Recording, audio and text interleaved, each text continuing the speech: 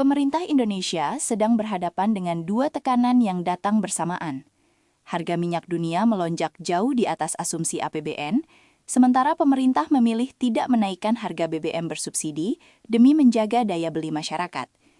Dua keputusan ini tidak bisa dijalankan sekaligus tanpa konsekuensi fiskal yang serius.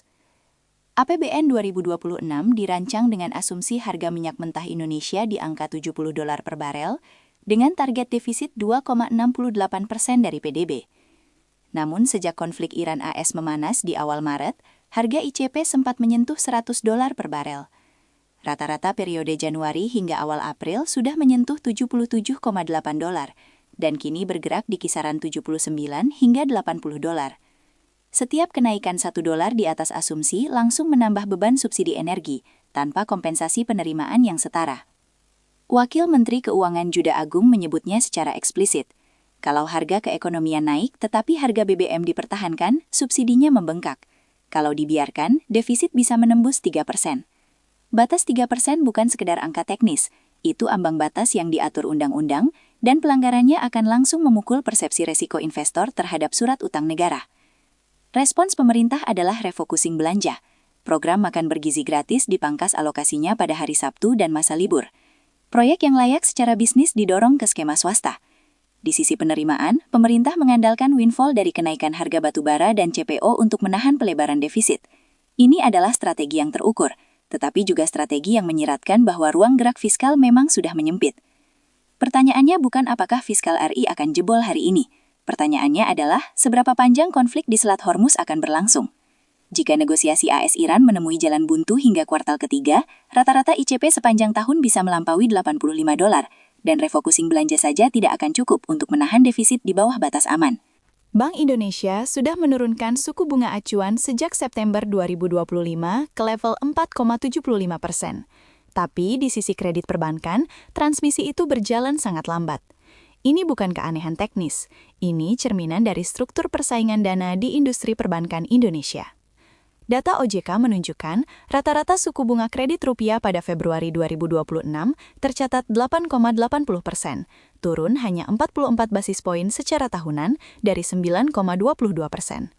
Penurunan suku bunga acuan yang sudah berjalan lebih dari 6 bulan hanya menghasilkan separuh dari respon yang diharapkan.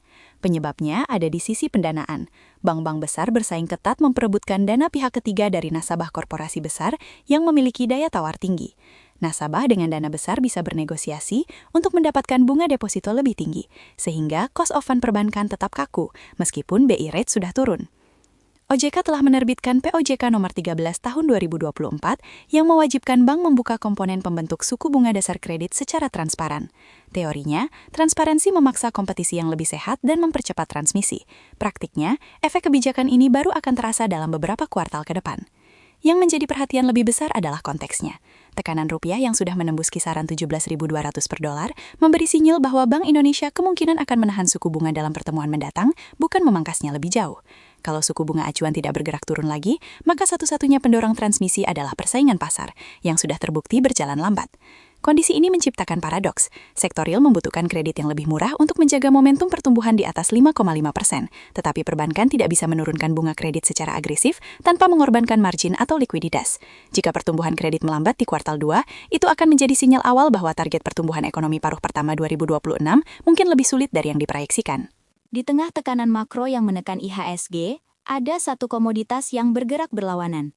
Harga nikel berjangka di London Metal Exchange menembus $19.350 per ton, tertinggi sejak Juni 2024, dan kenaikannya bukan kebetulan.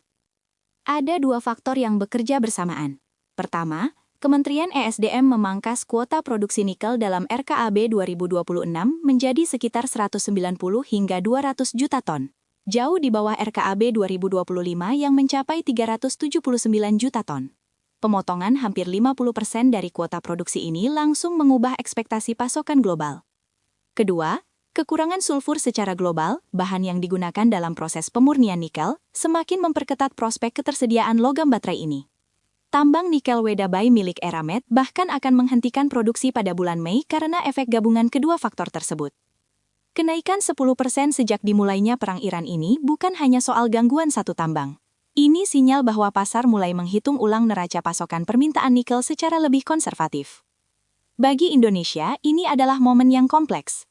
Strategi pemangkasan kuota memang berhasil mendorong harga, dan secara potensial menguntungkan produsen nikel domestik yang terintegrasi, seperti mereka yang bergerak di jalur baterai kendaraan listrik. Namun, pemerintah sendiri menyadari risikonya.